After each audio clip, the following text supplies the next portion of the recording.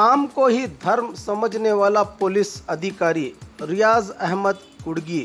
किसको तमन्ना नहीं होती कि इसके काम की हर जगह प्रशंसा हो और बड़े से बड़े ओहदे पर पहुंचे। खासकर पुलिस विभाग में हर एक को अपने कंधों पर सितारे चमके, ये इसके लिए बड़े गर्व की बात होती है। ऐसे ही एक निष्ठा और कर्तव्य के साथ काम को ही धर्म मानकर पुलिस विभाग को अपने 38 साल देकर डिसिप्लिन और ईमानदारी से 1982 में एक कांस्टेबल के रूप में ज्वाइन होकर 20 साल की सेवा के बाद 2003 में हेड कांस्टेबल बनकर 2014 में एएसआई और 1 जून 2020 को अपने कंधों पर सरकार के आदेश के चलते 2 सितारों को चढ़वाकर गांधी चौक पुलिस थाना में क्राइम पीएसआई बनकर अपने चार्ज को संभाला रियाज अहमद कुर्गी ने,